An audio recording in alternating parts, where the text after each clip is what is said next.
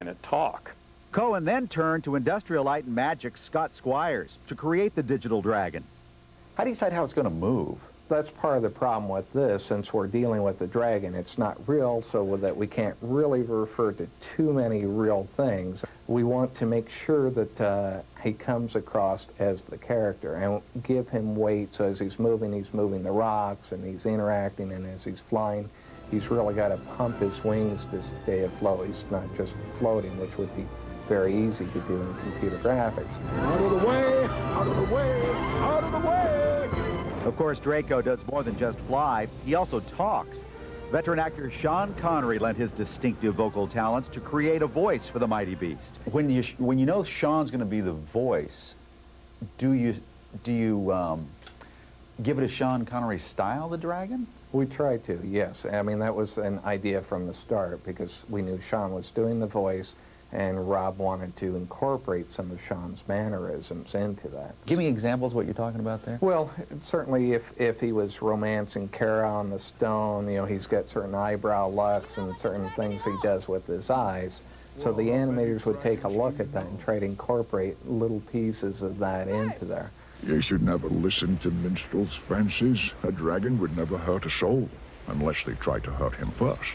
Draco has a kind of wonderful indirection that comes from Sean that's then followed very quickly by change-ups of incredible intensity, you know.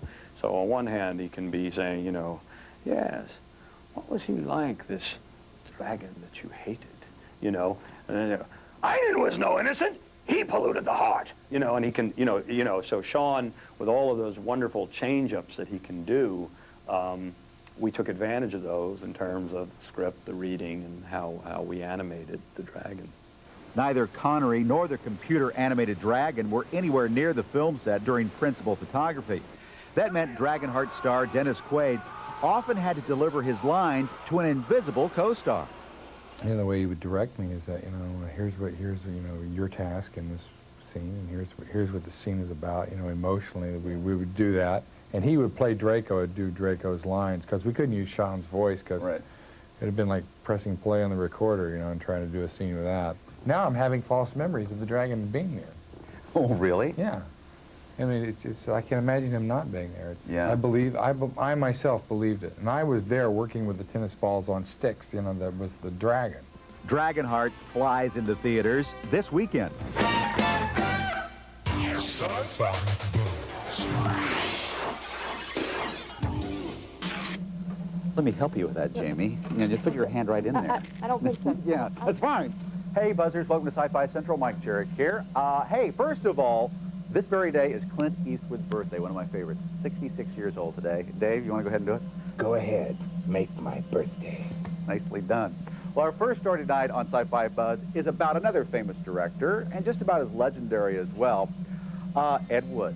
Okay, so he's not as famous as Clint Eastwood, but we got to know him pretty well a couple of years ago when Tim Burton made that movie called Ed Wood.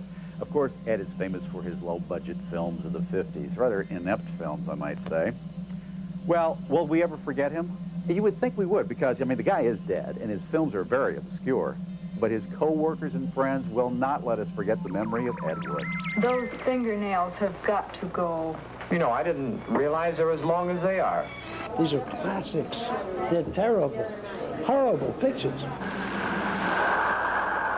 What in the world?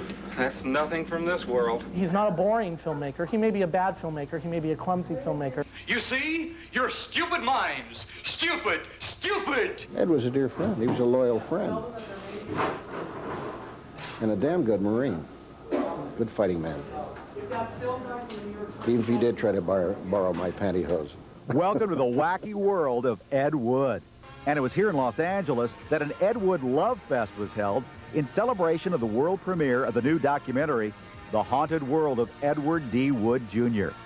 The film is a fascinating peek into Wood's life and is chock full of rare footage, personal family photos, and Ed Wood associates talking on camera for the first time in decades. And when we first approached the people, nobody wanted to do it. It took us a long time to get Vampira to sit down in front of the cameras because they said, I don't want to be made fun of anymore. I looked at the script and was about to rehearse with myself. Oh, I was unable to say the words. They wouldn't even come out. I was so offended by the dialogue. Many of the same folks that appear in The Haunted World of Edward D. Wood, Jr. came together for the movie's premiere. One of them, the Reverend Dr. Lynn Lemon, who played a minister in Plan 9 from Outer Space, has become something of a celebrity in his Texas hometown. It is always difficult to have last words over the grave of a friend. I show it to my church people. I have them in for a party and show them this film, and they get a bang out of it. For some fans who were lucky enough to get a ticket to the night's sold-out screening, it was a night to share your strangest Ed Wood fantasies. See, I don't know about the rest of these people, but I'm adopted, and I just foster a weird hope that maybe Ed Wood Jr. is my real father. Other Wood fans relished the opportunity to mingle with stars, purchase exclusive merchandise, and screen the debut of Wood's first picture, the recently rediscovered Crossroads of Laredo.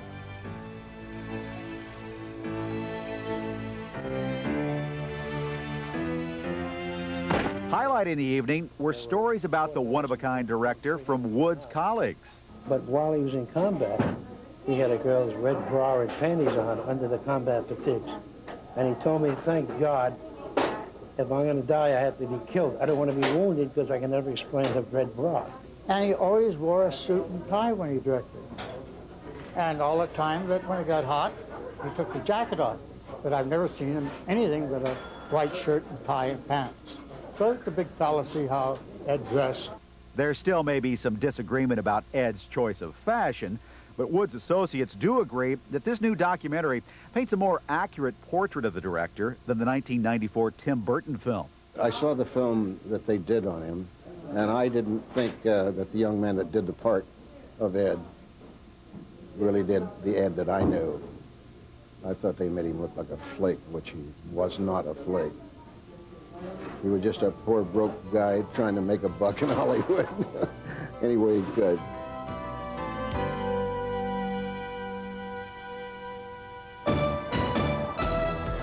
This is Chris Tripoli in Mount Laurel, New Jersey, and I'd like to recommend to everybody James O'Barr's The Crow Dead Time series, published by Kitchen Sink Comics. A collaboration by James O'Barr, John Wagner, and Alexander Maliev. It's another story in the revenge motif, told very powerfully in black and white. And if you look real closely, you can even see a hidden dedication to Brandon Lee in one of the covers. It's a worthy story, worthy of the original Crow series, and it's just in time for all Crow fans who are looking forward to the upcoming motion picture.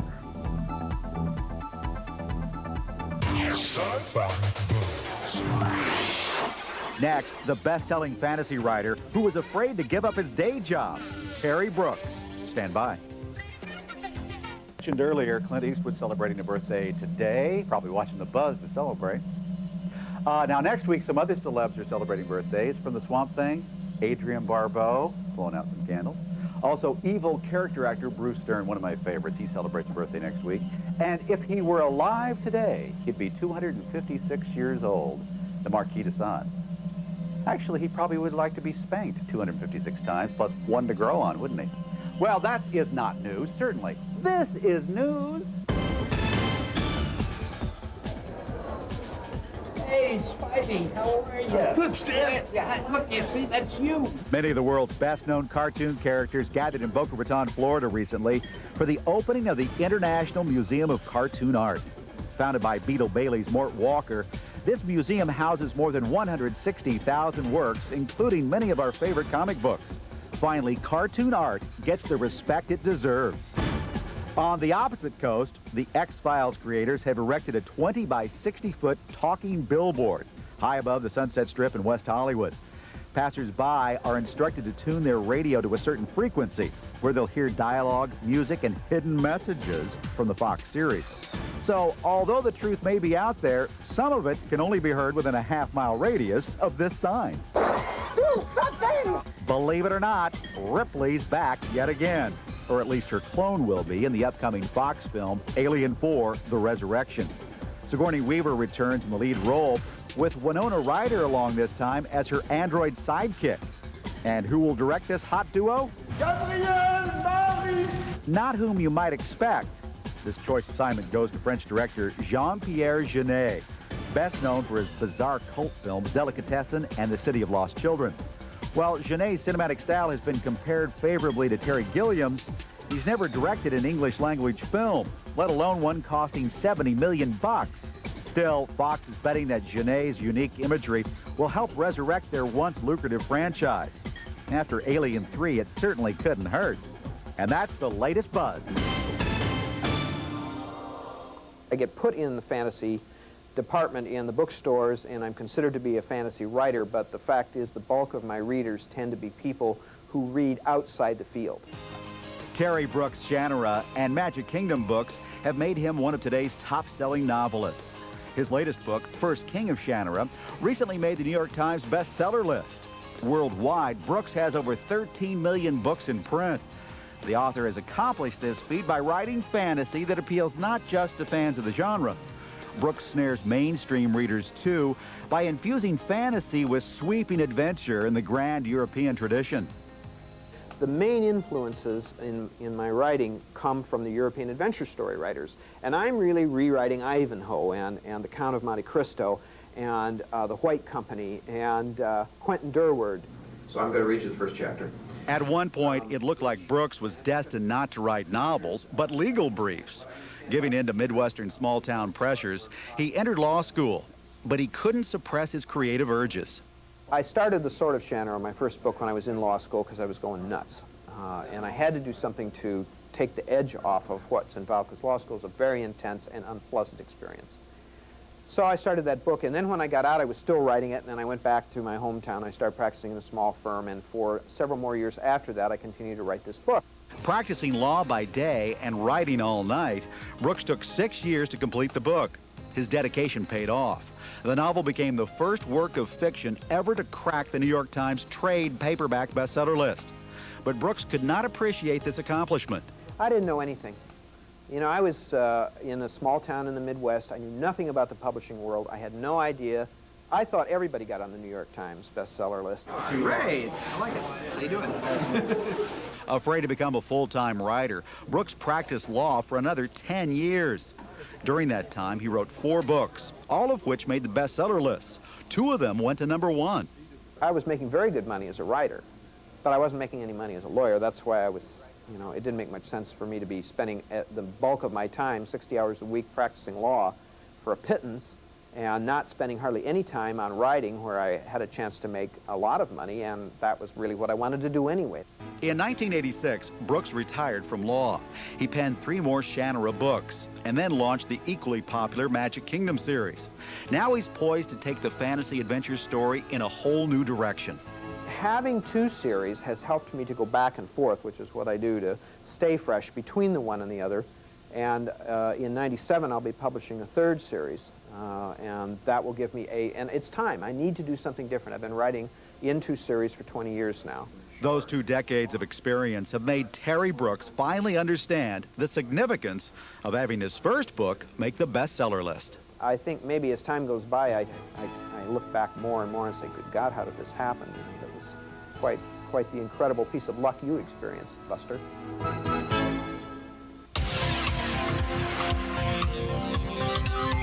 Coming up, Vincent Price, getting to know the man behind the menace. Stay locked on this channel. This is Jim Burgess from Simi Valley, California. I'd like to recommend a magazine called The Modeler's Resource. For those of you who enjoy building and collecting models in science fiction, fantasy, and horror subjects, The Modeler's Resource focuses on both vehicular and figure kits. Each issue figures in-depth how-to articles, reviews of current kits, the latest news on upcoming kits and modeling events, as well as profiles of sculptors, creators, and companies producing SF, fantasy, and horror models. If you have the desire to build your dreams or nightmares in plastic, resin, or vinyl, The Modeler's Resource will show you how to do it.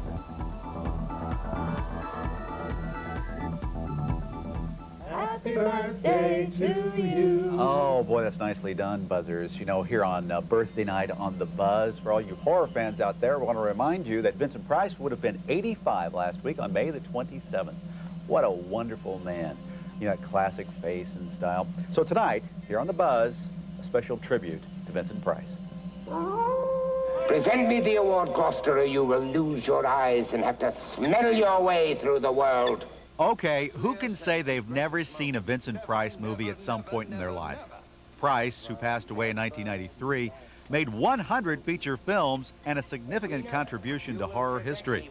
Now fans of the Master of Menace can celebrate Price's illustrious career with this new fascinating compendium, The Complete Films of Vincent Price. The book is a look at Price's work both in and out of the horror genre. The publication was compiled by author Lucy Chase Williams, a longtime Vincent Price fan, memorabilia collector, and personal friend of the legendary actor.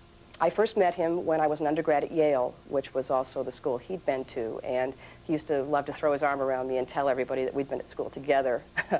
And we stayed in touch throughout the years. Writing the book was a real catharsis for me. I was able to put all of my respect and admiration for what he had accomplished with his life into what I hope is a definitive work on that life and that career.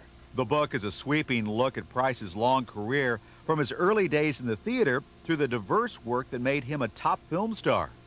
I was very excited in connection with this project to be able to interview Vincent's colleagues, his real peers among the golden age of Hollywood, people who'd never spoken about him before, all of whom had the first thing to say, which was that they adored Price, that he, and most importantly, that he was a true professional, that everything he did was professional, not just knowing his lines, but his whole attitude on a set, that he had a tremendous sense of responsibility to be there and to do what he did the best he possibly could.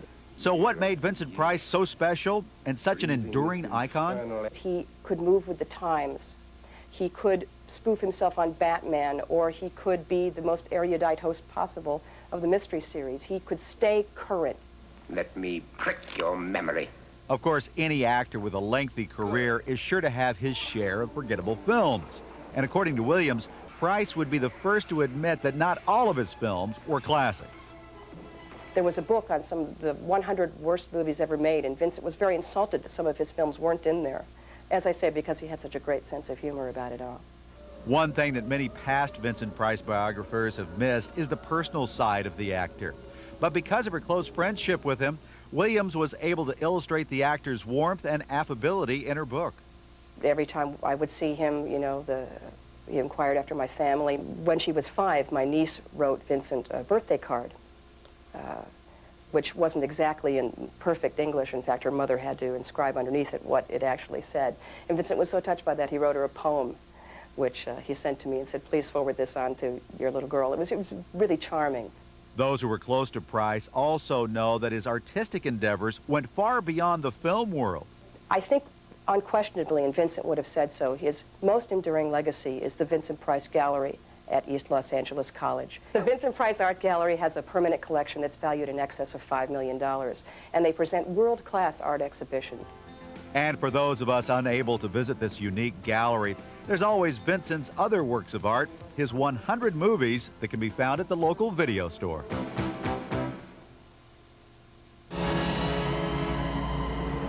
Just want to answer some of the letters and postings from you Sci-Fi Buzzes out there. First up, from Delilah in San Antonio.